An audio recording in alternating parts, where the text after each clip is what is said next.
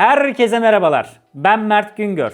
Kanalımda daha önce otomobil testleri dışında da farklı içeriklere yer vereceğimi belirtmiştim. Bununla ilgili en çok yapmak istediğim şeylerden biri de otomotiv hikayeleriydi. Otomotiv hikayenin ilk bölümüyle karşınızdayım. Eğer bu içerikleri beğenirseniz devamını da getiririm. Bugünkü konumuz Volkswagen grubundan geliyor, VAG grubundan geliyor. Volkswagen Caddy'nin ölü doğan, hiç göremediğimiz kardeşi üzerine. Şimdi hızlıca başlayalım. Skoda 2006 yılında Roomster adında nevi şahsına münhasır bir MPV tanıtmıştı. Roomster, Fabia temelli bir otomobildi. Zaten B sütununa kadar olan kısımda Fabia ile olan akrabalığını direkt anlayabiliyordunuz. Roomster'ın asıl otomobilin özgün olduğu kısım B sütunundan sonra başlıyordu. Kocaman arka yan camları ve yüksek tavan yapısıyla ferah bir otomobildi Roomster. Özellikle kocaman arka yan camlarıyla arka yaşam alanında gerçekten segmentine göre ferah bir otomobildi Roomster. Dolu paket bir Roomster alıyorsanız cam tavanda zaten bu ferahlığı iyice destekliyordu. Roomster tabi dediğim gibi Fabia temelli bir otomobildi ama aslında ön kısma kadar Fabia temelliydi platform. Arka tarafta daha fazla yaşam alanı sunabilmek için, bagajı büyütebilmek için ve arka iz genişliğini arttırabilmek için platformun arka kısmı Octavia'dan alınmıştı. Roomster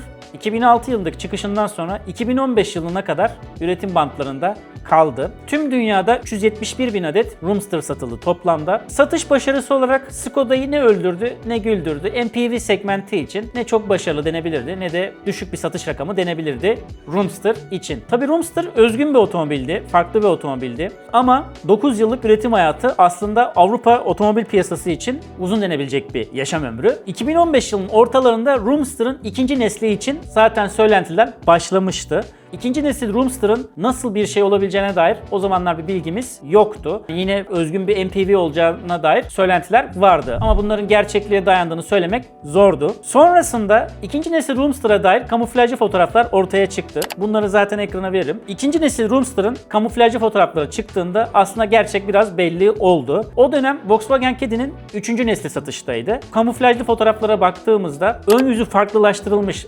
Skoda'laştırılmış bir Volkswagen Caddy olduğunu belli eden kamuflajlı fotoğraflar internete yayıldı. Tabii şu var, markalar bazen eski neslin gövdesi üzerinde yeni neslin altyapısını bile test edebiliyorlar. Acaba Caddy'nin gövdesini kullanılması bir yanıltmaca mıydı yoksa gerçekten bir Caddy klonu mu olacaktı diye insanları şüpheye düşürdü. Aslında bu fotoğraflar yayıldıktan yakın zaman sonrasında ikinci nesil Roomster'ın geliştirme süreci bitmiş. Fabrikada hatta ilk 100 prototip dayanıklılık testleri ve katalog çekimleri için çoktan üretilmişti. Fakat tam bu esnada Volkswagen grubunun Dieselgate olayı patlak verdi. Zaten Dieselgate'in ne olduğunu hepimiz biliyoruz. Dieselgate olayı patlak verince Volkswagen grubu sıkı bir kemer sıkma politikasına girdi. Bunun da ilk kurbanlarından biri aslında ikinci nesil Roomster olacaktı. İkinci nesil Roomster hem düşük karlılık sağlayabilecek riskli bir model olarak görüldüğü için hem de o dönem iyice yükselen ve artık zaten MPV'lerin bitmekte olduğu ve yükselen SUV trendine Kodiaq, Karoq gibi modellerin Ar-Ge'sine daha çok yatırım yapabilmek için ikinci nesil Roomster piyasaya çıkmadan, tanıtılmadan üretimin iptaline karar verildi. Peki ikinci nesil Roomster gerçekten bir Caddy klonu muydu? Evet, ikinci nesil Roomster gerçekten Volkswagen Caddy'nin Skodalaştırılmış haliydi. Bunu da nasıl anladık? Bu olaydan kısa bir süre sonra otomobilin fabrika içinde çekilmiş casus fotoğrafları internete yayıldı. Kamuflajsız halde. Şu an zaten ekrana da onları veririz. Fotoğraflarda zaten açıkça otomobilin ön yüzünün, farlarının ve kaputunun o dönemki Skoda modellerine benzer şekilde Caddy'nin elden geçirildiğini görüyoruz. Yine arka tarafı gösteren görselde Skoda logosunu bariz bir şekilde görebiliyoruz. Yan kısımda ise zaten o dönemki Caddy ile olan akrabalığını, birebir hatta aynı otomobil olduğunu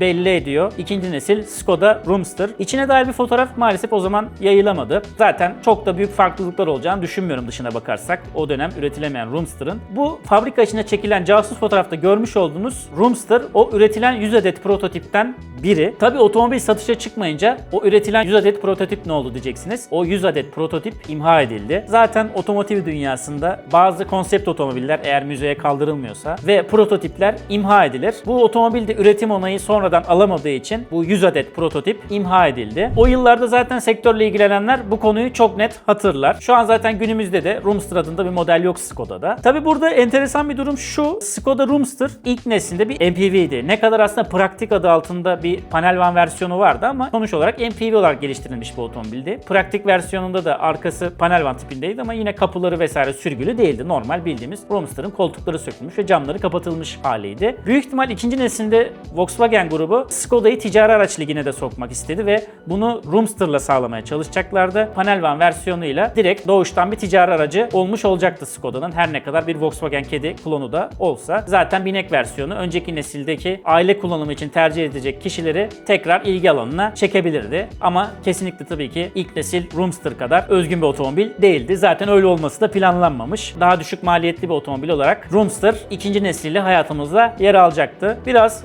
SUV trendine, biraz da Dieselgate skandalına kurban gitmiş bir otomobil oldu Roadster. Bu hikayeden böyleydi. Yine bu tarz merak ettiğiniz otomotiv dünyasına dair daha önce çok bahsedilmemiş, üstünde durulmamış hikayeler varsa bildiğiniz veya benden bahsetmemi istediğiniz detaylıca mutlaka yorumlarda yazın. Onlar hakkında da bir video yapmayı çok isterim. Yine test videolarımla karşınızda olacağım. Onun dışında otomotiv hikayelerine bunu beğenirseniz bu seriyi mutlaka devam ettiririm. Bu videomdan böyleydi. Kendinize dikkat edin. Hoşça kalın.